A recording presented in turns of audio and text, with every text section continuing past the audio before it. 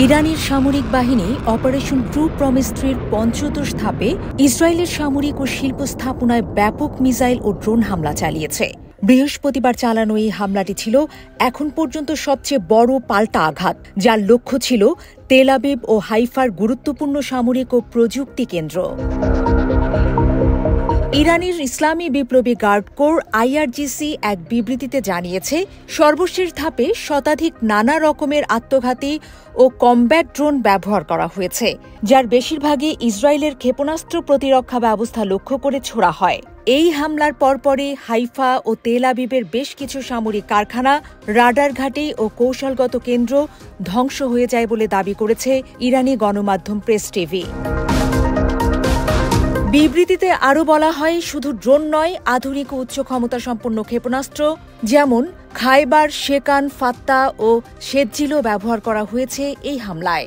Iran দাবি করেছে, তাদের এই প্রতিরোধমূলক পদক্ষেপ সম্পূর্ণ যৌক্তিক ও বাধ্যতামূলক, কারণ ইসরায়েল প্রথমে আগ্রাসন চালিয়েছে। এই অপারেশনের আগেই বুধবার এক ভিডিও ভাষণে ইরানের সর্বোচ্চ নেতা আয়াতুল্লাহ আলী খামেনি হুঁশিয়ারি দিয়েছিলেন, ইরান কখনো কোনো চাপের কাছে মাথা নত করবে না, আর কোনো চাপ যদি চাপিয়ে দেয়া হয় তার জবাব কঠোর ও ধ্বংসাত্মক হবে।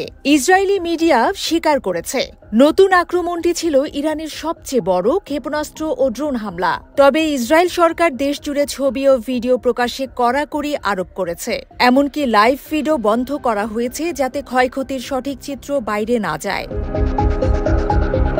অন্যদিকে ইরানের নতুন কৌশল ও উন্নত প্রযুক্তির কারণে মার্কিন সমর্থিত ইসরায়েলি প্রতিরক্ষা ব্যবস্থা প্রায় নিষ্ক্রিয় হয়ে পড়েছে। সাম্প্রতিক হামলায় ইরানি বাহিনী যেভাবে সফলভাবে ক্ষেপণাস্ত্র ও ড্রোন ঢুকিয়েছে, তা ইসরায়েলের সামরিক পরিকল্পনায় বড় ধাক্কা বলে বিশ্লেষকরা মনে করছেন।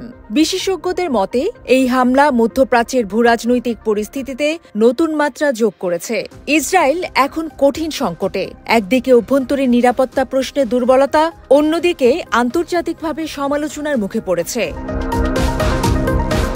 এত সবের মধ্যেও ইরান বারবার বলছে, তাদের প্রতিক্রিয়া শুধু আত্মরক্ষামূলক, কোনো যুদ্ধ উস্কে দেওয়ার উদ্দেশ্যে নয়। কিন্তু বাস্তবতা হল, এই পাল্টা জবাবেই আজ ইসরায়েলের সামরিক কাঠামো চরম সংকটে পড়েছে।